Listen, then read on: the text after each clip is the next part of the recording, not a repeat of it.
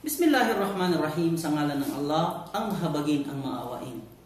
Ang kabutihan ng ikasampung araw ng Dhul-Hijjah. Sinabi ng Allah sa banal na Quran, wal fajr walayalin ashr. Ang Allah ay sumumpa sa pagbubukang liwayway at sa ikasampu ng unang Dhul-Hijjah ayon kay Ibn Abbas. So, isa ito sa pinaka mabuti na gawain dito ay ang pagsagawa ng napakaraming kabutihan. Kasi hindi susumpa ang Allah ang isang bagay kung hindi ito pinakamainam.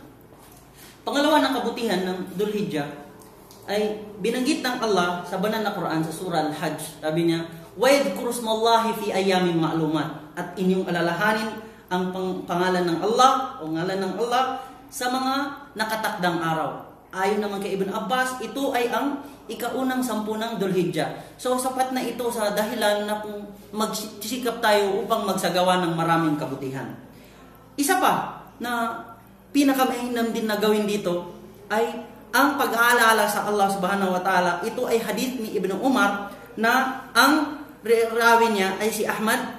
Kanyang sinabi na advice ni Propeta Muhammad SAW sa pinakamainam na mga araw na ito ay pa'aktiru fihin na minat tahlili wat takbir wat tahmid. Damihan ang pagsasabi ng Allahu Akbar at takbir at saka pagtatahmid. At isa rin dito ang pinakamainam ay ang pagpapastim sa Arafah, ikanay ng buwan ng Arafah. At pinakamainam ito na gawain dahil papatawarin ng Allah ang ating mga kasalanan na nauna na unang taon at huli na isang taon. At ito ay hadith na sahih kay Muslim. At bilang panghuli, ay ito ang pinakamainam din na gawain dito ay ang pagsagawa ng napakaraming kabutihan. Dahil ito ay hadith ni Propeta Muhammad SAW na pinakamainam dito kahit pa sa Hajj. Ito ay hadith ni Ibn Abbas at pinaka maganda bilang isang mga Muslim na sikapin natin ang pagsagawa ng kabutihan sa mga araw na ito. Hanggang dito na lang.